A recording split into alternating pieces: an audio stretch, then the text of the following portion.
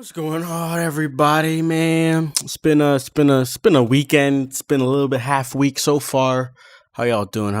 Man? So anyways, there's a lot I want to say. I don't even know where to start. I do have a script, but there's so many things in my head about this. So I'm gonna try my best, y'all. Bear with me, to kind of relay all of my thoughts, right? So if you didn't know, the CodeVein network test just happened this past weekend, and let me tell you, bro, I dissected that joint, bro, from top to bottom. I for the most part, I got every single thing possible. And on that point, I got a lot of things to say, but at the same time, I feel like there's not a whole lot to say. And about I gotta have played like 10 plus hours, maybe more. I'm pretty sure I've seen it all. I've dissected and I understand for the most part what this game is. So that is the goal for today, right? Firstly, I want to hear your thoughts. I've been doing some audits on Twitter in the community tab, and this is the final straw, right? Trying to gauge the feelings of the general audience's feelings on this game. For the most part, guys, based off of those two audits that I did, it's a very positive response. And just to touch on that a little bit more, I was very pleased with how Bandai was approaching this. They've been very active on Twitter, promoting CodeVein, the network test, talking about it, highlighting people's, creations with the custom character creator and whatnot. My boy Claru, who's been coming to the streams, a subscriber, he made it on that little, moments screen and on Twitter that Bandai actually tweeted themselves. So I was very happy with that, right? They're really, really building this community, and I think honestly, their play in it has been strengthening y'all's feelings for the game. That's good stuff. But of course, you can't please everybody. We got some pretty bad articles like this one, but hey, we're not gonna talk about that. So where do we begin, man? The bad, the good, the unknown. I think it makes most sense to start with the bad. And really, I just want to get it all out in one go. So boy, man, I can't get over the lag that was happening in this game. I will say though, the online play was the worst, right? Oh my goodness, bro, it was nutty. But it's so funny because I was still having so much fun. Bro, the online was nuts with how much lag. And I still did not care, and that's such a good sign, That's such a good sign. And so past that, that's really not the main thing. There are some combat specific stuff that we'll be getting into, but past that, everything else was dandy. I'm pretty sure nobody is complaining about the custom character creation. I will say some person. I did see in my community tab, one of the comments, somebody was like, all right, but I didn't like the limit on the accessories. But when you think about it, bro, they can't just let us pack on every single accessory, right? There needs to be a limit. So I understand that. But either way, let's get into the core game. So firstly, guys, this is what I need to start off with. I need to put this idea in everybody's head before we talk about anything else. CodeVein is the God Eater 3, or just the God Eater sequel in general, that we all wanted, okay? Now, let me explain. Before God Eater 3 released, I and many others were like, okay, we need God Eater 3 to change this formula. Screw this Monster Hunter formula. We had it for the first 3, 4, 5 iterations. It's time you guys have a crazy story. It does not fit as well in this Monster Hunter formula. So whenever we thought that, we were like, okay, that's fine. That's a great idea. Now, what will it evolve into? What would that gameplay concept be? And this is essentially what they came up with. This was their idea. Let's go with the Dark Souls genre. When you think about it, you can do quite a bit with this genre. It allows for the creation of bosses they know very well. And on that same note, these boss fights, they need precision and patience, similar to how the Monster Hunter genre games are in a way. So it's you leave that hub fight process, but you keep the story immersion and the boss gameplay. It's the best of both worlds. So anyways, that's the theory. So let's talk about why I'm thinking this way. It starts with the gameplay flow. There is no MP bar, just like in God Eater and in CodeVein. And the way you kind of restore your ability for God Eater, to use ranged weapons, your gun, and then for this, on the other hand, in CodeVein, in order to use your gifts that either can be passive or active in terms of attacks or just buffs, you need to basically devour, you need to basically drain. Right? That option of a range/melee hybrid, but the melee piece is required, that still stands. And what that does, it makes for this fast-paced melee plus range-based combat. That switching up, attack, dip out a little bit, shoot, gift, you know what I'm saying, buff, come back in, bam.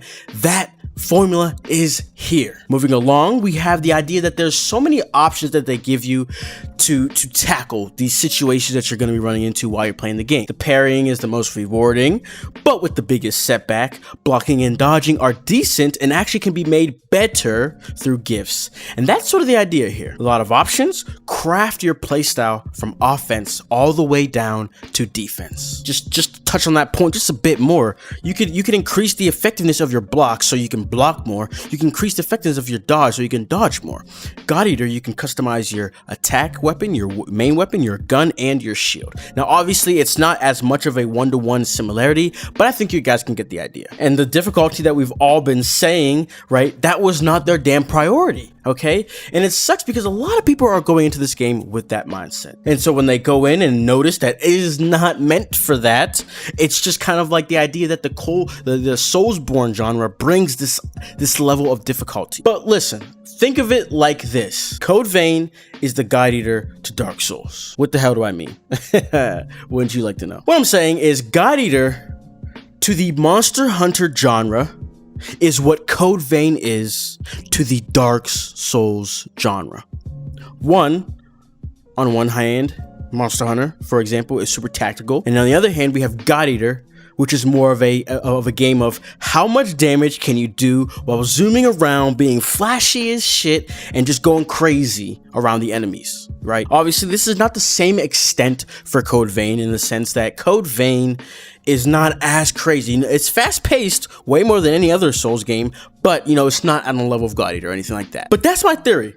Think about that, re-listen to what I just said, and think back to your experience playing the game, and let me know if you're a God Eater person. Let me know if you agree with me. Think about it though, the idea is that last point that I made about flashy, a lot of moves, crazy action.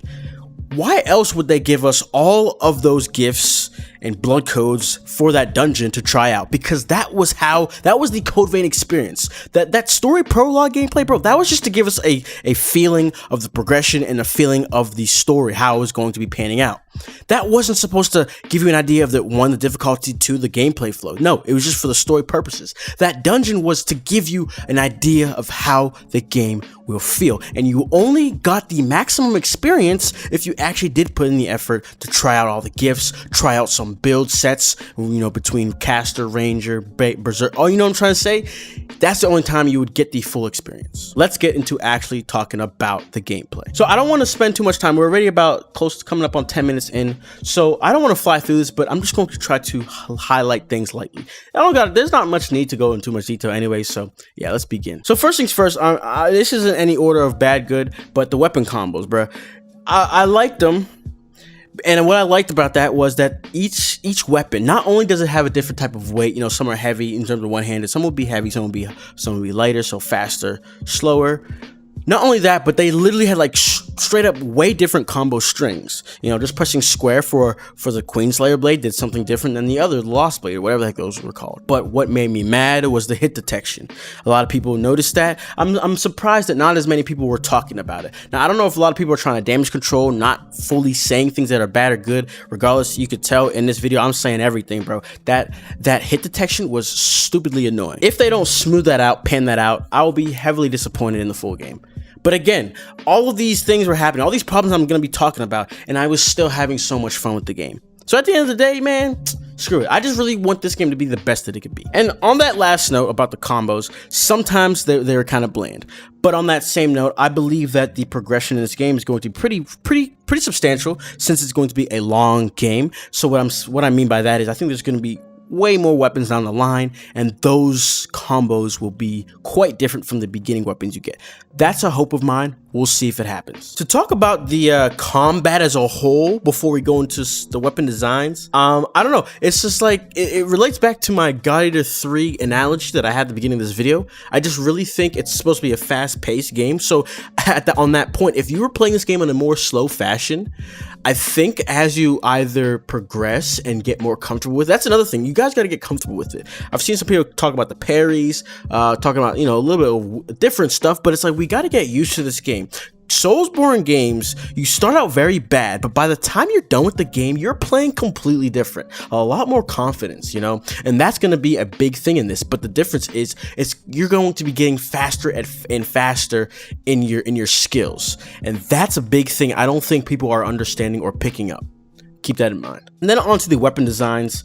There were some decent ones. I've seen some decent ones in screenshots. The ones that gave us nothing too crazy. I'm hoping the bayonets can get pretty cool. I don't know. They had cool design, but you can't see them very much, right? So I'm hoping those can be expanded upon and whatnot. To kind of backtrack just a little bit, the bayonet weapon combos, bro, them shits was annoying. I really like caster, gift, magic builds, right? But you get the most out of those builds if you use a bayonet. So I was forcing myself to use a bayonet, even though I didn't really want to. But I did find that the Lost Bayonet had a cool combo string. I did like that one, whereas the other one I was not a fan of it. So I'm just really hoping that those, like, you know, that comes back to the combos. I just really hope we can get some cooler ones. Some of them just need more spice, but that's such a bigger type of issue. It's hard to fix within a few months span before the game comes out, you know, so we'll see. But, you know, back to the weapon designs, like I had mentioned, I envision a long game, so I think there's going to be quite a bit of different weapons, ranging from the one-handed, two-handed, spear-like things, bayonets, right? Even under those same classes, there's like different types of them. So, you know, I think we're going to be fine. And again, with a long game, there should be a lot of things to be grabbing and getting and whatnot. So hopefully we're good on that note. So I think lastly, I just want to talk about that progression, expand and put more upon what I was saying before about the idea that the main story game that we got was not supposed to be hard or anything, right? It's the prologue, right? It was kind of us, it's them helping us into the game, okay? The dungeon sections is the core mechanics of the game.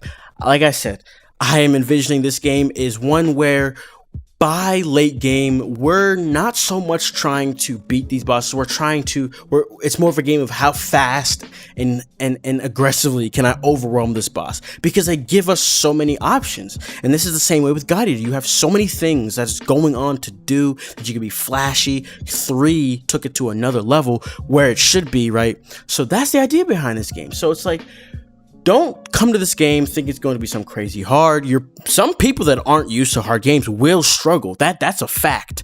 But hardcore gamers that are looking for a crazy challenge, not so much. Again, Monster Hunter is way harder than God Eater. God Eater has its fair share of difficulties, but through grinding and just kind of making yourself OP, those hard challenges turn to easy time attacks in a sense, you know? So that's going to be the same thing here. You know, we're going to be able, because by the time I was the tail end of this beta time, bro, I will say the Blade Bearer, she was still killing me sometimes, but overall, when I played it right, I was dogging her, you know, with all the spells that I had. And that's just the first section, you know. I'm sure those blood codes we got are our team members, and I'm sure the way that EO, because we're going to bring blood vestiges to her, and she's going to unlock blood codes for us, I imagine that, you know, you'll just be running into blood vestiges past your teammates, right? So I'm expecting a lot of gifts, a lot of variety. So I expect there should be some OP stuff, some weak stuff, you know what I'm saying? So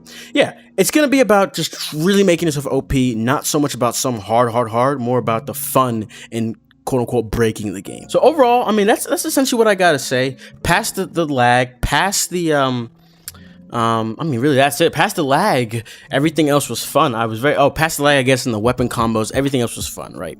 I'm very excited, and I think we all got to be patient in the sense that it's a long game, so even if there's something you didn't like, later in the game, once you do more, I'm sure it may be squashed, whatever that issue is. So other than that, I'm very, very curious of knowing your thoughts, so let me know. Everybody, give me your own type of reviews in the comments. That's what I've been asking, bro. I'm reading all of these.